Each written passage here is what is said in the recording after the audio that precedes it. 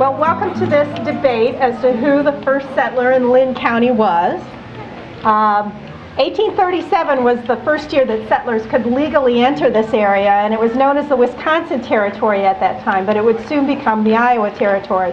However, statehood would still be nearly 10 years off when these gentlemen first arrived.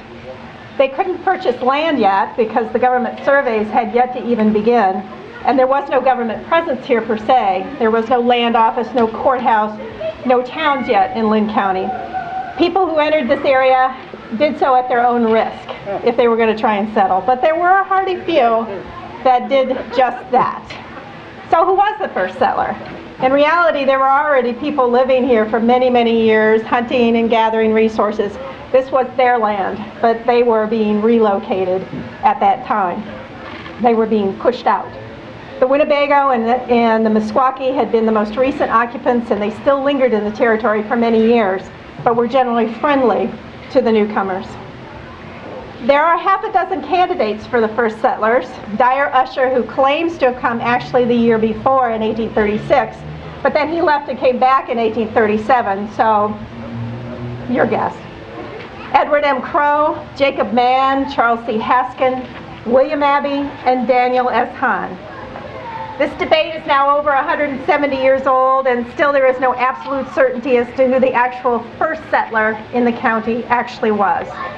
In 1878, the Linn County history book devoted a whole section to the debate and made a case for Edward Crow. While in the 1911 history book, authors Brewer and Wick made a strong case for ABBE being the first settler. Today you will hear these two candidates state their cases for who was first. William ABBE and Daniel HAHN. That's you. I'm ABBE. That's me. And they both settled right here in the Mount Vernon-Lisbon area. ABBE staked a claim and built a cabin near the creek that would later bear his name, nearly 2 miles to the west of what would become Mount Vernon. The ABBE Creek School and ABBE Creek Cemetery on Mount Vernon Road are located near where his cabin once stood. He became fluent in native languages and even served as a government agent supplying the Winnebago, who had by then been relocated to the Turkey River Subagency near Fort Atkinson in northeast Iowa. And he did that while he was still living here in Linn County, so he was going back and forth quite a bit. He was among the first justices of the peace in the county and also served in the state legislature.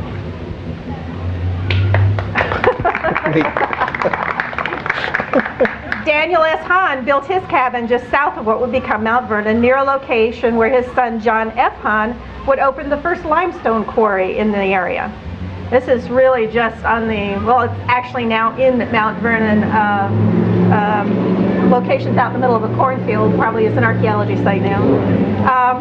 His grandson Frank K. HAHN would later become a longtime mayor of the city of Cedar Rapids. I now open the floor to the debate for bragging rights, and you can make the decision as to who was here first. Now they're each going to present their case first, and if there's time, maybe kind of fight with one another a little bit after that. So I yield the floor. I'm very happy to be here to talk about my life as a pioneer. Now, I don't know what all this fuss is about, but who's the first one?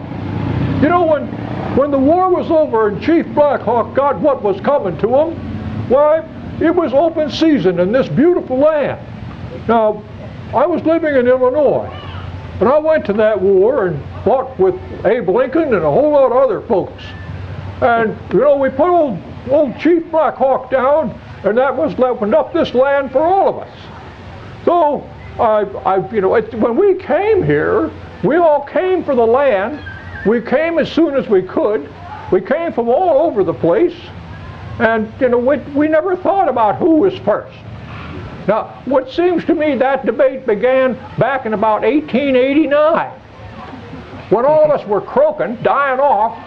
Why, then the next generation got excited about, I was a son or a daughter of a pioneer, and my folks came here first. Well, that's what was going on. But as far as we were concerned, we didn't care who was first. It was nice to have a neighbor someplace, and so, we just didn't complain about who was first. But the time has come there was great virgin land here and lots of water and timber, which is what every settler needs. So we all came as soon as we could. Now we came up the Cedar River. It was a highway for us. We walked along the edge of that. We came up here to Ivanhoe with just a little trading post. And when we went across country, because the land looked so good, you know, this place looks real good from Ivanhoe, but nobody wants to farm on a hill. So no, we didn't take the hill. We just settled where we could. Now I took the claim over there on the side where the quarry is, and because there's a stream there, and it was a good stream, and there was timber. Well, I came from Ohio, but I came from Ohio by a long number of different places. Came from a great family. You all probably know that William Seward, which is my middle name, came here and came to be a part of Lincoln's cabinet and bought the land that's now Alaska from the Russians. My grandfather was a soldier in the Civil War, the Revolutionary War, when this country was born. And he moved on to Pennsylvania. Well, my father was born in Pennsylvania, and his father was eventually killed by Indians. So I knew something about Indians as a little boy. But my father fought in the War of 1812. And then I came along, and when I was born, when I was 5, shortly after I was born, it seemed to me, my mother died. So there we were, Dad and 2 or 3 children, living in Indiana, moving out then to Illinois. So, but I grew up there pretty much in Indiana. 1834, why, I married, well, what was her name? Pamelia. Dear sweet Pamelia. I married her in let's see, when was it? About 1829, it seems. So we then, having fought in the Black Hawk War, living in Illinois, by then I had some land coming from the government as a bonus for participating, and that bonus land was in Iowa. So I decided it was time to go to Iowa.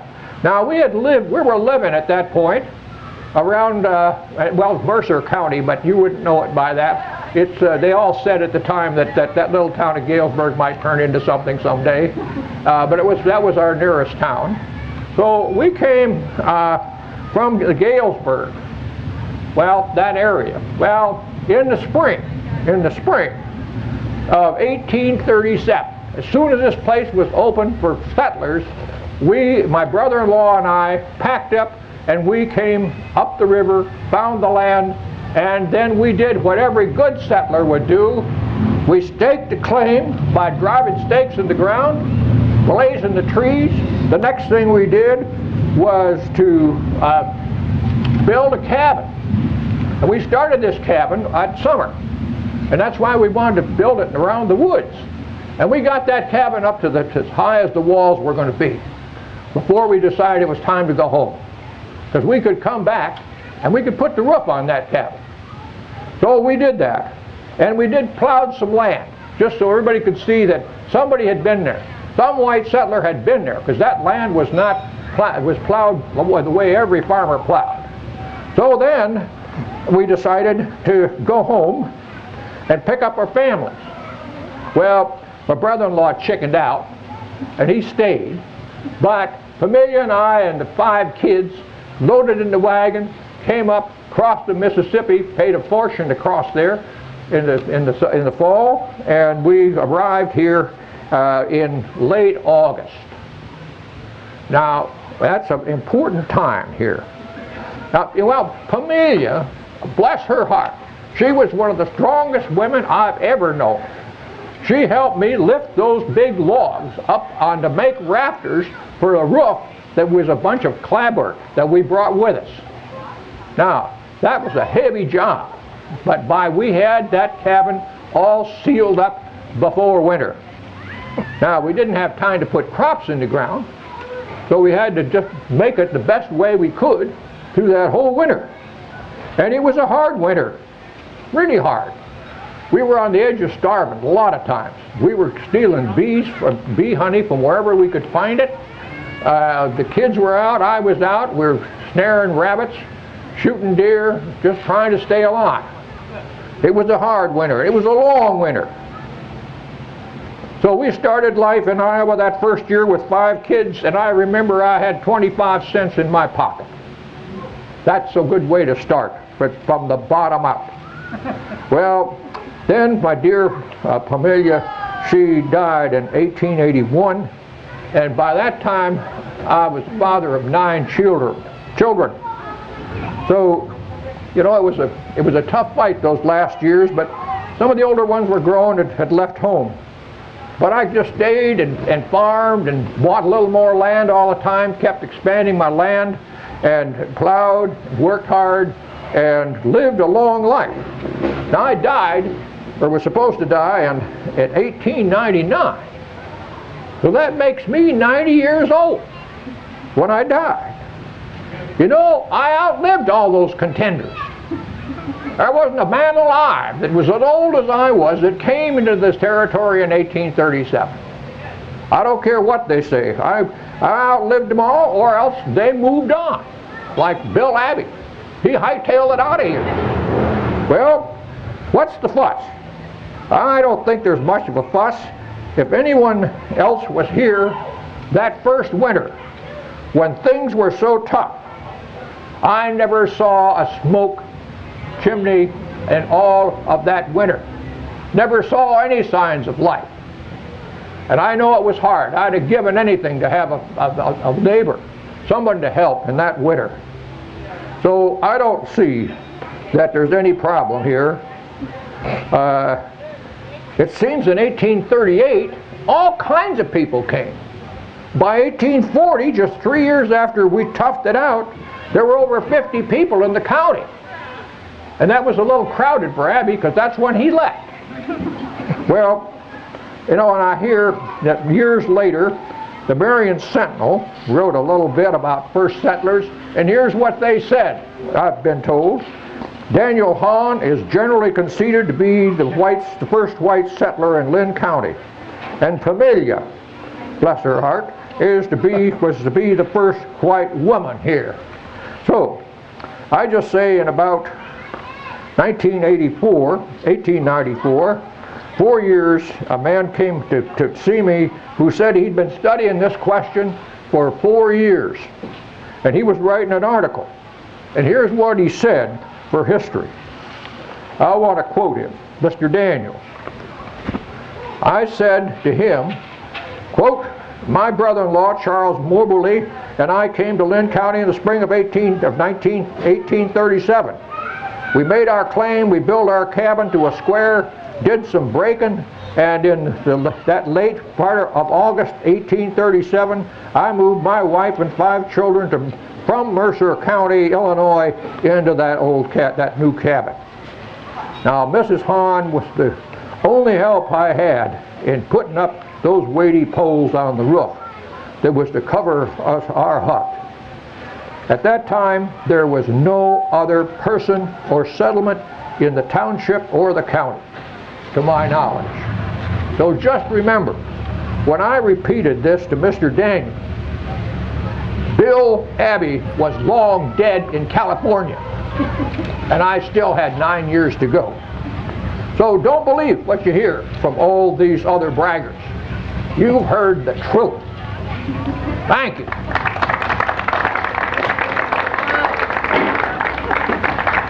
Are you through? Go get him, go get him. Well, you've heard from an old senile man. He wants to claim to be the first Caucasian to relieve himself behind a bush in the county. That's quite fine. That's of no significance whatsoever. Unfortunately,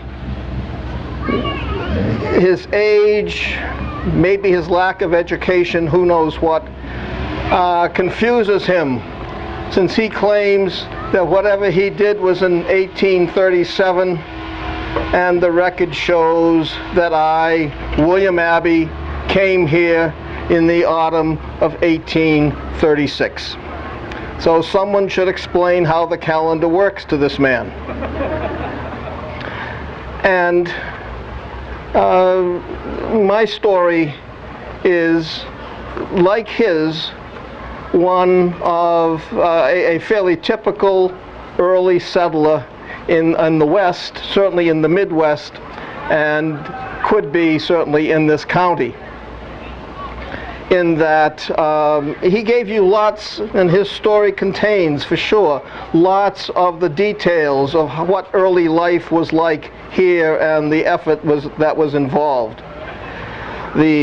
But my story also is an earlier, but also valid version of the pioneer, the westering process in the middle of this country, in the the middle part of the 1800s. I was born in Connecticut.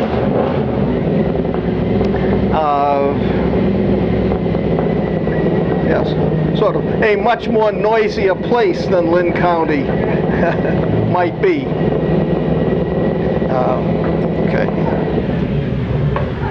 Okay. And by the way, you can tell from the way my hat fits that I do not have a swelled head the way he does. And so I think I will take this off and dispose of it. Hold that. So I was born in Connecticut. My childhood was in upstate New York. My parents had begun the westward process, and they moved to rural upstate New York.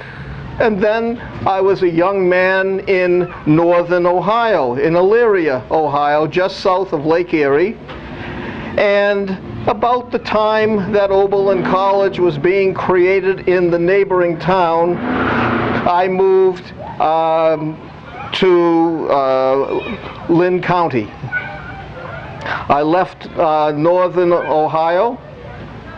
I came, and I'll tell you that later. But along the way, also quite typical, I had 2 wives.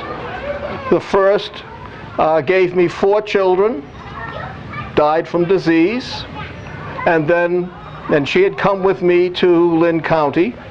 And then quite soon, because women could not really live by themselves or survive by themselves on the frontier, and because men needed help, his also helped build their cabin.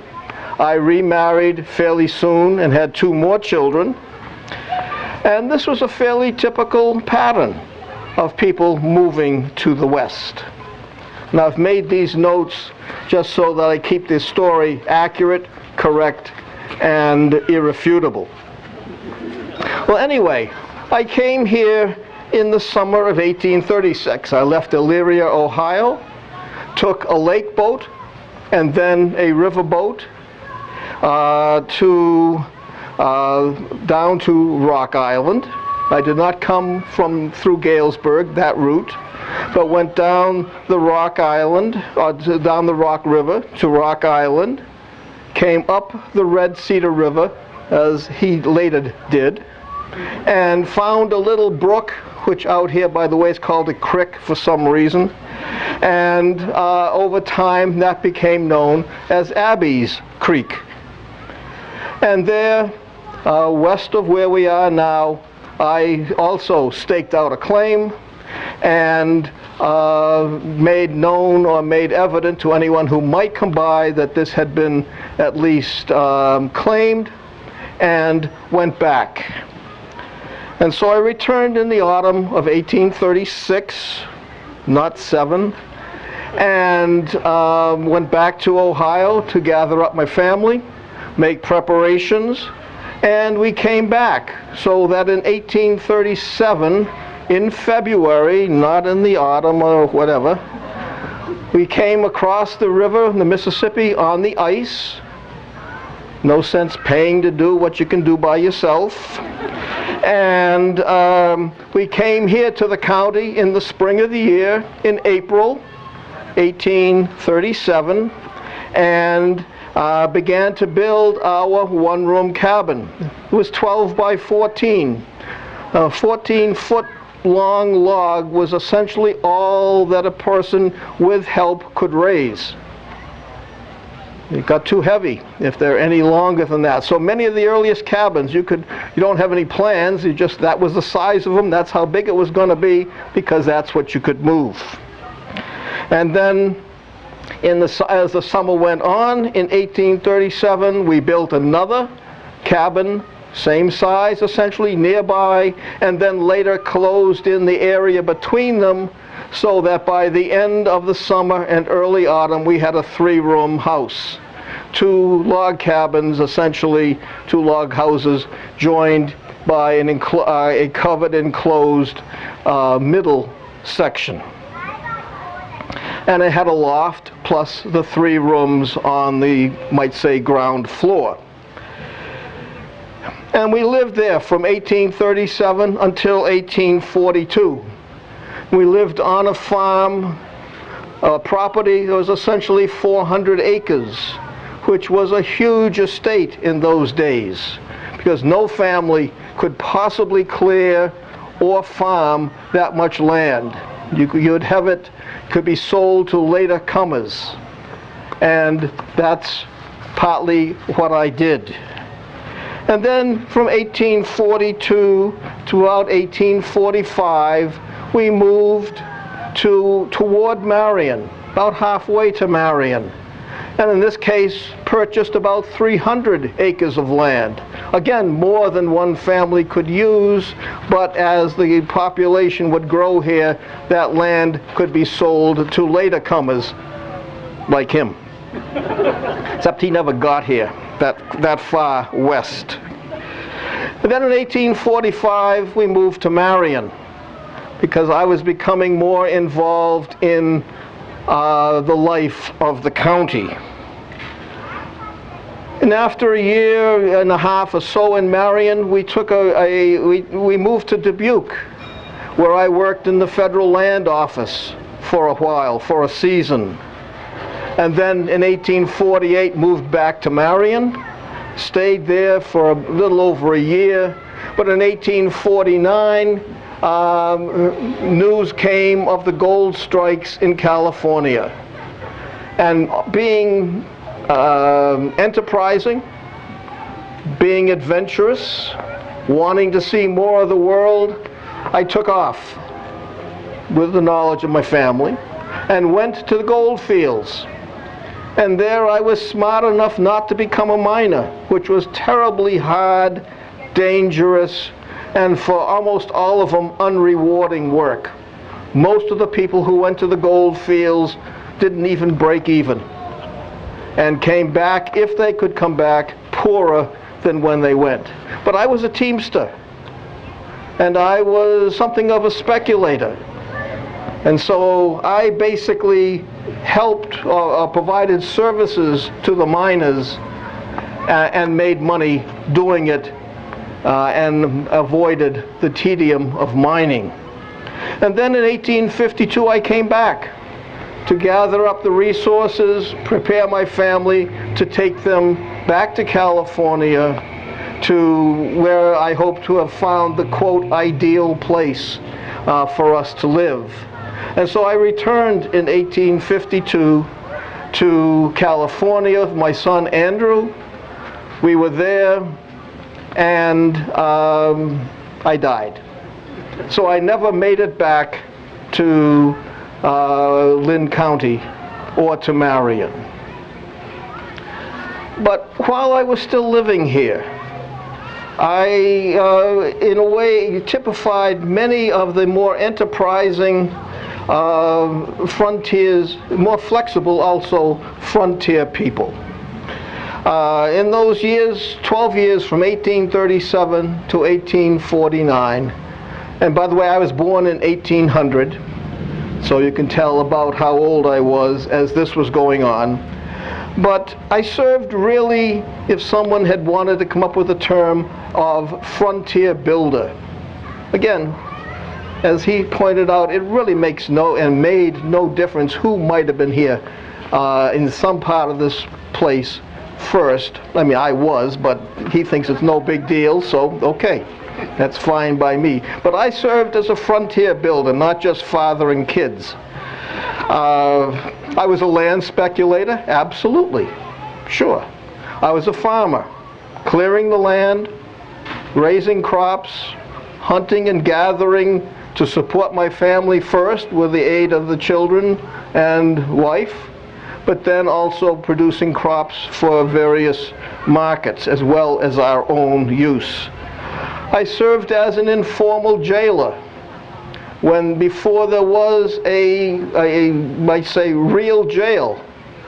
People who were considered to be problem makers were chained in one of our buildings at first.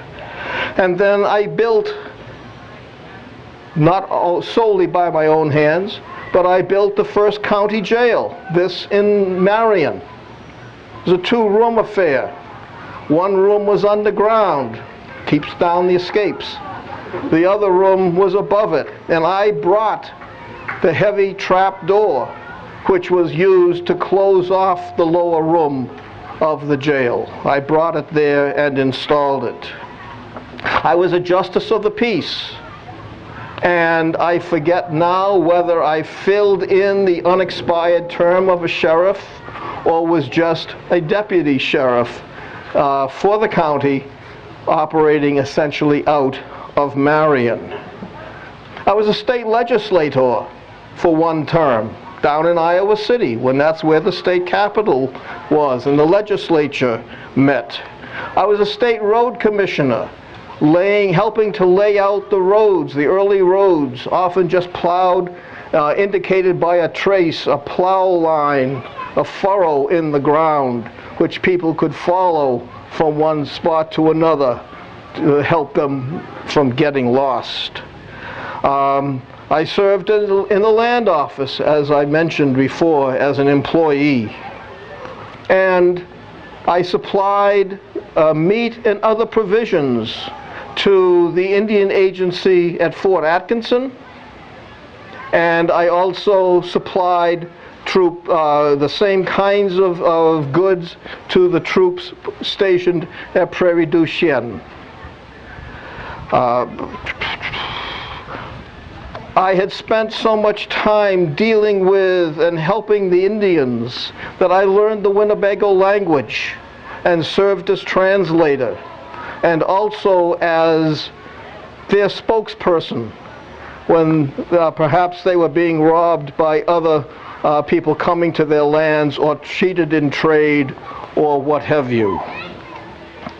And we were known, my wives and I, Lucy and Mary, I remembered them. We were known to be very hospitable.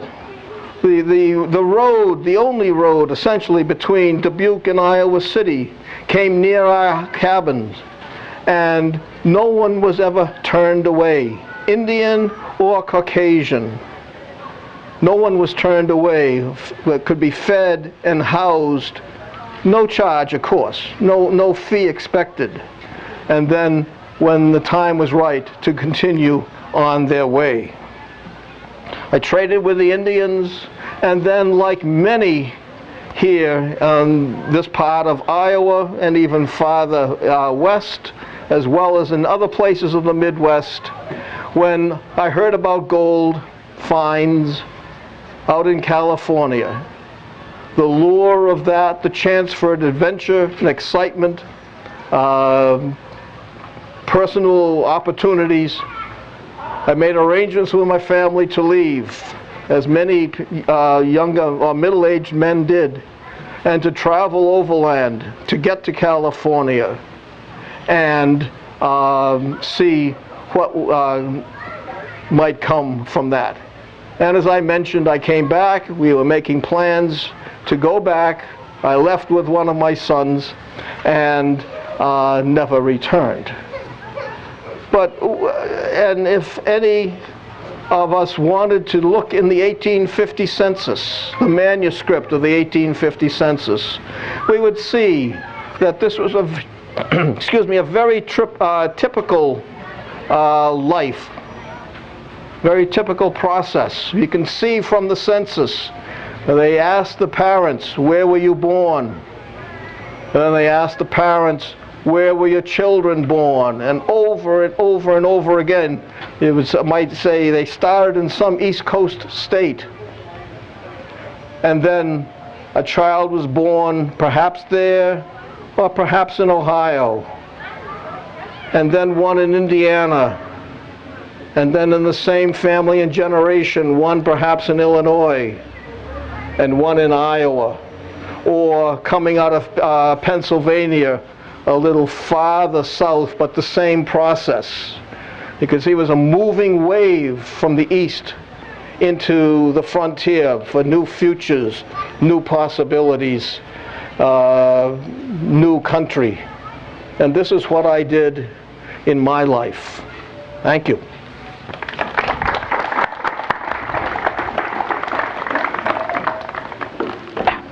Just thank everybody for coming. Oh yeah, we gotta We've go. run out of time, and we can thank you gotta for win. coming. Perhaps I could say, perhaps that Daniel Hahn was the first permanent settler Oh, to come to bull. the canning. And he might have been the first.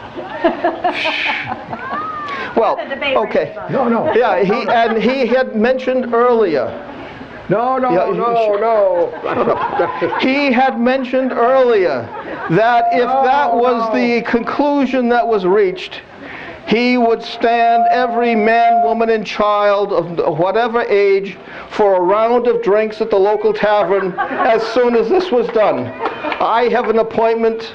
I have to be on the west side, west bank of the Iowa River in about 45 minutes, so I need to repair to my lodgings to get prepared for that journey. But he will be happy to attend you on the other side of the hill. Thank you. Okay, good job. Thank you much for doing that.